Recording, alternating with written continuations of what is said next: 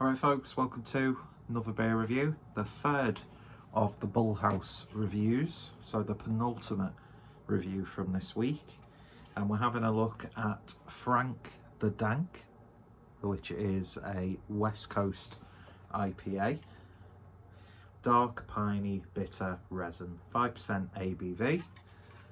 Like the artwork on this one, and yeah, is this a play on words of Frank the Tank from War Pigs? I'm not too sure. But Frank the Dank sounds like a fantastic name for a West Coast IPA. So let's see how we go.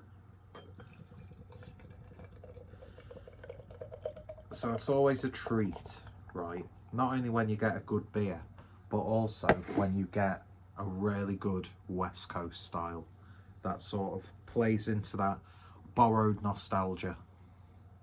Well, not borrowed nostalgia, because if you're drinking these beers back in the day, you'll know exactly what it means. But you know what I mean. And it's certainly looking the part. Really nice coppery amber hue to it. Just a lining of a slightly tinged white head. Trying to keep this one brief, so I don't talk about Bullhouse and say the same things that I have done in the previous two reviews. All I'm saying is I'm really enjoying these beers so far, and yeah, hopefully when I buy more I'll get a bit more of a diverse range of styles. I'm not sure if I mentioned it, but when I picked this up from House Tremble Madness, there was a sour beer. I just didn't really feel in the mood to buy it.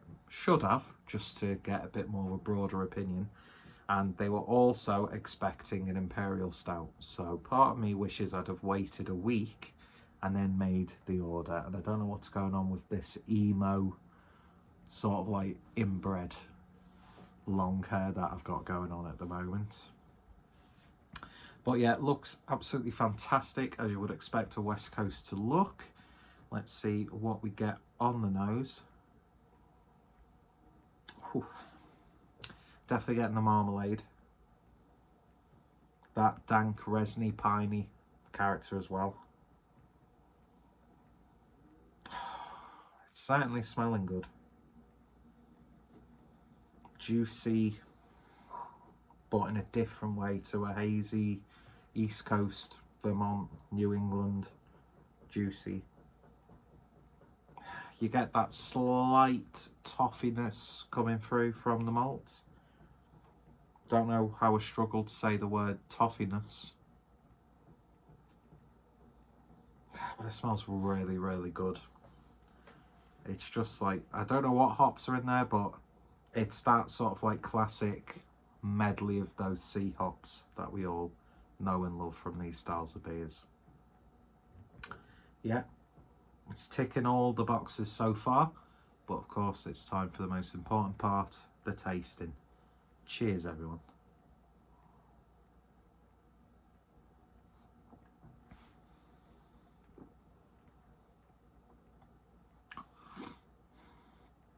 Okay. It's got that bitterness that you would expect from the style. Picks up more towards the back end, which you want.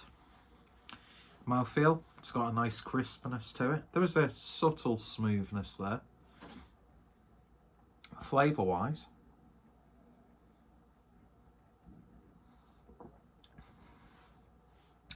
tangy, unsweetened marmalade, first and foremost. Then that slight piney, spruce character comes through. In the middle, there's a bit of a savoury character that turns into a nice dank flavour, which then of course turns into a bitterness. One thing I will say, it's probably just lacking a little bit of a bite for me.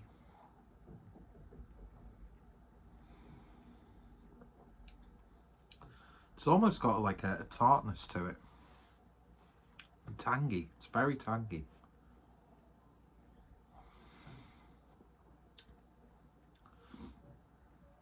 It's a very well brewed IPA. It's a good attempt at a West Coast. Just feel like it's missing something. just to really make it pop. But at 5% ABV, it's remarkably drinkable. You could happily have a few schooners of this and be satisfied. But gotta be fair on these reviews. As much as I like it, it's just missing something to make it that. It's in the right ballpark. And I like the potency on the bitterness on the back end. It's almost sharp, if you will.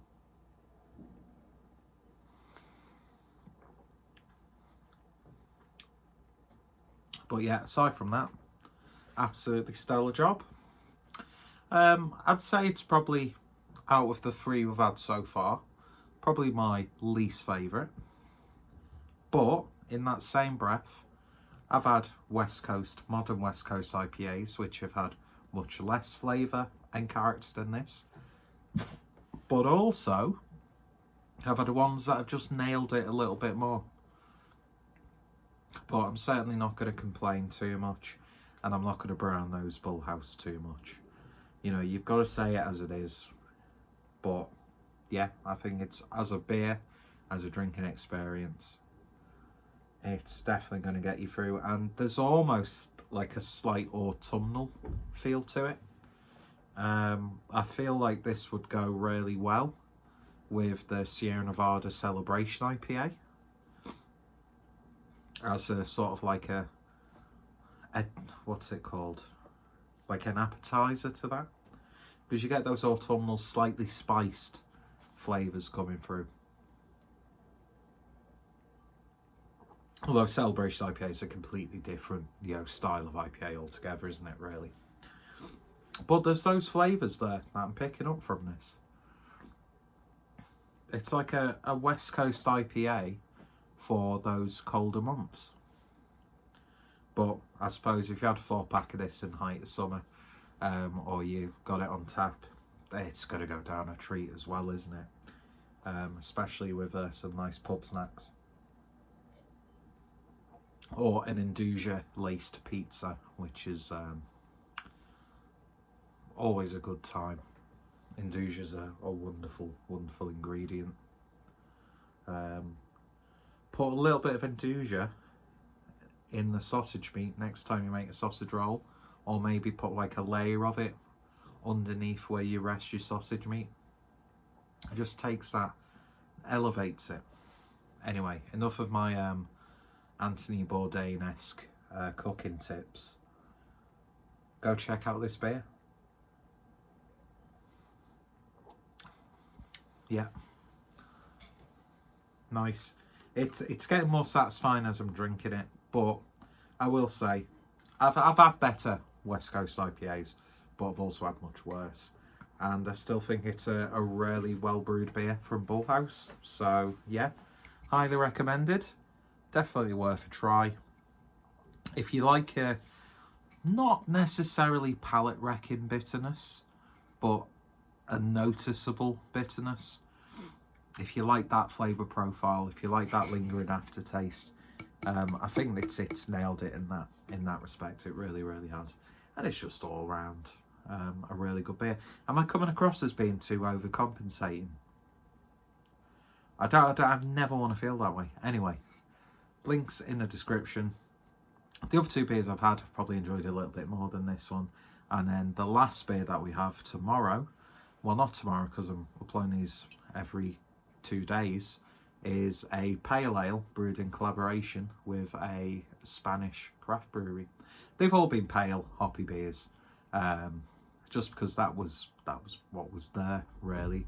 Probably should have broke it up or picked up the sour and then made this series like 5 consecutive days of Bullhouse. But and that actually sounds like a really sort of like tongue-in-cheek, ironic name for a project. 5 consecutive days of Bullhouse. Anyway, I don't know how to talk a lot of Bullhouse. Anyway, let me know your thoughts, opinions down below if you've tried this. And yeah, links in the description. And I hope you've been enjoying this. If you're a fan of Bullhouse, let me know. If you've never heard of Bullhouse, or if you're interested in Bullhouse, because I like to get that real sense of achievement. And if I've turned you on to this brewery, then you know we all like that self-indulgent pat on the back, don't we? Anyway, thank you for watching. Take care, stay safe, and I shall see you all in a couple of days. Bye.